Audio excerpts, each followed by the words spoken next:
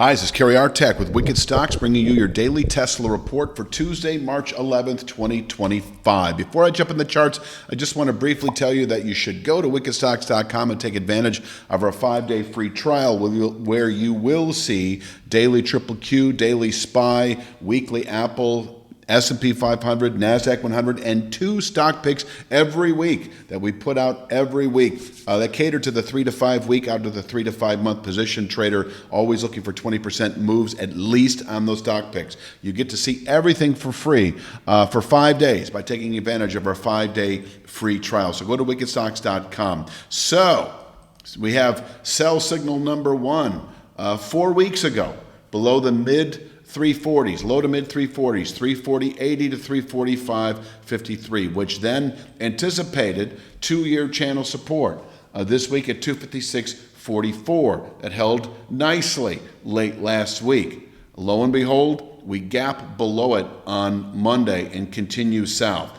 And this is set up the 153.59 to 159.69 to, what is this, more of a 3 or 4 year channel bottom. That's a November 21 high, so let's just call it a 3.5 year channel bottom in the 150s. That is expected now. And with present volatility, we could see this by the end of April or sooner. And so that's what's playing out now. Bottom line, holding below 249.54 to 256.44 does maintain, let's just call it a 1 to 2 month or sooner, 153.59 to 159.69 objective.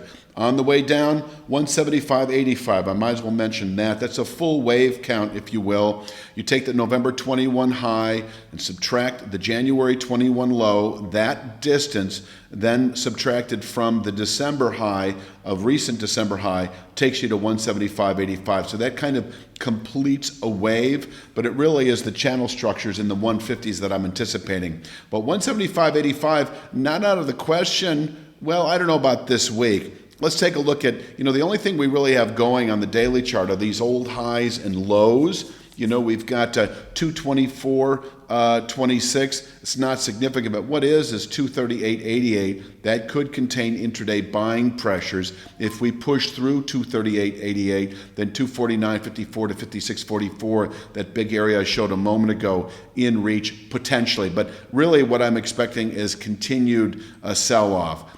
We do have, 212.11, which is this October 24 pullback low, kind of a double bottom area. That's in reach today below 238.88. And 212.11 may well contain daily selling pressures. But I wouldn't fall in love with this position. I think it's a pretty solid day trade level, but we could bounce at 212.11 and rally back to 238.88, possibly within the day.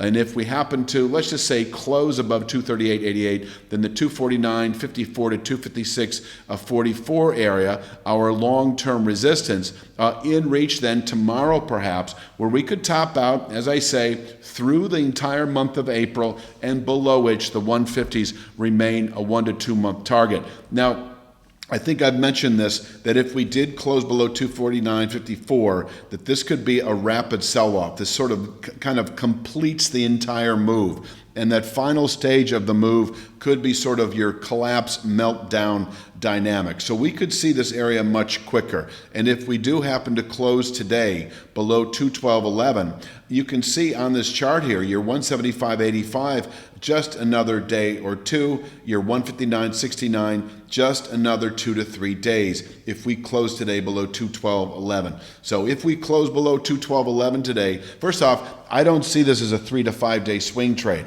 I'm just putting it out there as a day trade. If there's a swing trade to be made right now, the only thing I see is, if given the opportunity, selling 249.54 to 256.44, anticipating then bearish rotation into this significant zone of support that is really in the 150s. It's about as simple as that. I wouldn't recommend buying 212.11, expecting then a 1 to 3 day pop into the upper 240s. I mean, it's certainly possible, but what I think is likelier is that over the next day or two, and quite possibly today, we close below 212.11, and tomorrow Thursday, test 175.85, and quite possibly by Friday's close, we actually reach our objective. I think that is actually quite possible here.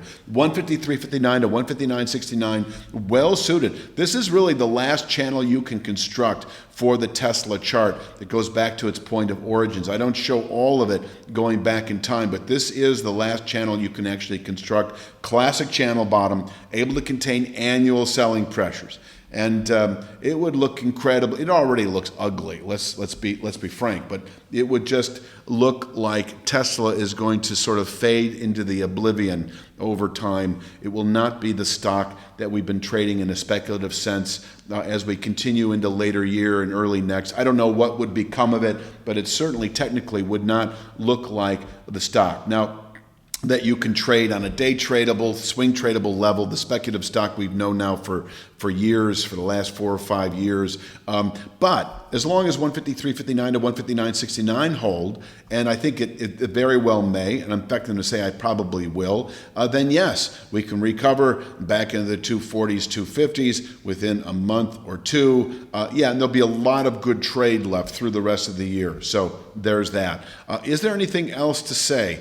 I don't think so. We need to close this week above 256.44 to fend off a sell signal that is in play right now into the 150s. And if we can close this week, Friday, back above 256.44, then we should, by the end of April, reach into the 340s. But we're a long way from that right now. This is really what we're looking at in the weeks ahead, possibly days ahead.